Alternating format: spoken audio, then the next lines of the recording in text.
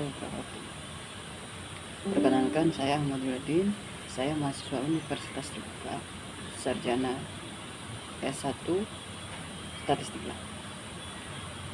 Oke, di video ini saya akan menjelaskan cara kerja dua algoritma pencarian paling penting di dalam struktur data graph, yaitu the first search atau DFS dan burst first search atau BFS. Kita akan lihat bagaimana kedua algoritma bekerja, struktur graf yang digunakan, dan bagaimana kode Java yang saya buat dapat menjalankan proses pencarian node berdasarkan nilai tertentu.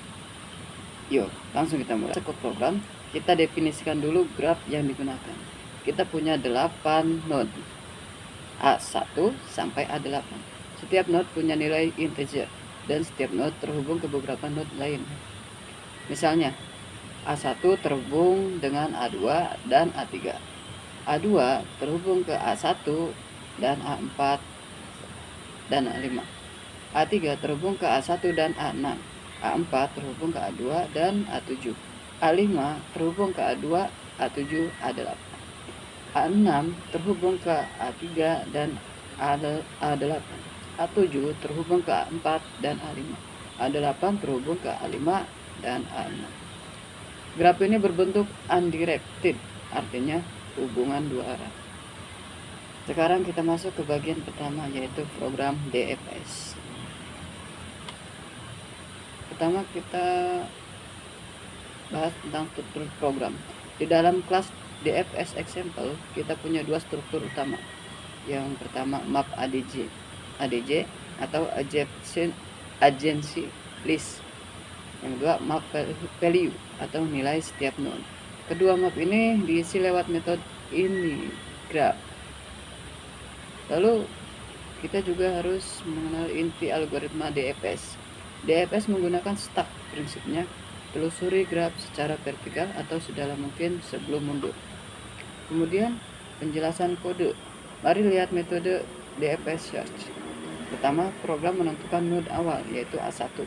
Kita buat visit untuk menyimpan node yang sudah dikunjungi. Kemudian stack untuk mengatur urutan DFS. Stack mulai dengan satu elemen A1 misalnya. Lalu program masuk ke loop. Cetak isi stack, pop elemen teratas, kemudian jika belum dikunjungi, tandai visited. Bandingkan nilai node dengan nilai target. Jika cocok, pencarian selesai. Jika tidak, push semua tetangga node ke stack. Tetangga di push dalam urutan terbalik supaya ketika di pop urutannya tetap konsisten. Kemudian contoh eksekusi DFS, misalnya kita mencari angka 29 yang ada di node A8. Urutannya yang pertama, pop A1 nilai 10, pop A3 nilai 5, pop A6 nilai 42, pop A8 nilai 29 ditemukan. DFS langsung menemukan A8 lewat jalur A1, A3, A6, A8. Visualisasi. Kemudian visualisasi lisannya. Kita bisa bayangkan DFS seperti orang masuk lorong-lorong gua. Dia akan terus masuk ke lorong paling dalam dulu, baru balik ke cabang lainnya. Lanjut ke BFS. Pertama, kita harus kenal struktur program BFS. Kelas BFS example mirip dengan DFS, hanya berbeda pada algoritmanya. Kemudian inti algoritma BFS. BFS menggunakan view. Prinsipnya, telusuri graf secara mendatar, level demi level. Sangat cocok bila kita ingin mencari jarak terpendek atau level dari node awal. Kemudian penjelasan kode BFS. Pada metode BFS search, Q diisi pertama dengan A1. Node awal langsung masuk visited, lalu masuk loop. Urutannya, pertama cetak isi Q, kedua poll elemen pertama, ketiga jika nilainya sama dengan target berhenti.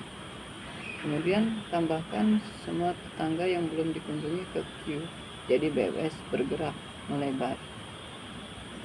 Contoh eksekusi BFS.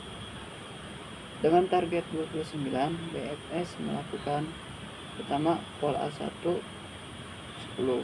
pol A2 dalam kurung 23, pol A3 dalam kurung 5, pol A4 dalam kurung 17, pol A5 dalam kurung 8, pol A6 dalam kurung 42, pol A7 dalam kurung 3, pol A8 dalam kurung 29 ditemukan. BFS menemukan A8 terakhir karena ia menelusuri graf per level. Kemudian visualisasi lisannya. Bayangkan BFS seperti menyiram air dari satu titik. Air akan menyebar secara merata ke seluruh permukaan sebelum bergerak lebih jauh lagi. Sama dari metode, cara kerja, struktur, dan kecocokannya. Pertama, metodenya. Metode yang digunakan adalah misalnya DFS. Metodenya DFS. Cara kerjanya itu menyusuri yang terdalam dulu. Strukturnya stack. Dan ini cocok untuk pencarian jalur panjang atau pencarian jalur panjang, eksplorasi mendalam. Jika menggunakan metode BFS, cara kerjanya yaitu menyusuri per level. Strukturnya Q dan cocok untuk digunakan dalam pencarian jalur terpendek. DFS bisa menemukan target lebih cepat pada cabang tertentu, sedangkan BFS menjamin jarak minimum. Baik, itu tadi penjelasan lengkap mengenai cara kerja program BFS dan BFS dalam Java. Mulai dari definisi graf, cara kerja algoritma, hingga penjelasan langkah demi langkah dari proses pencarian. Semoga setelah menonton video ini, Anda bisa memahami logika kedua algoritma tersebut dan mengembangkan program pencarian graf lainnya. Terima kasih sudah menonton, sampai jumpa di video selanjutnya.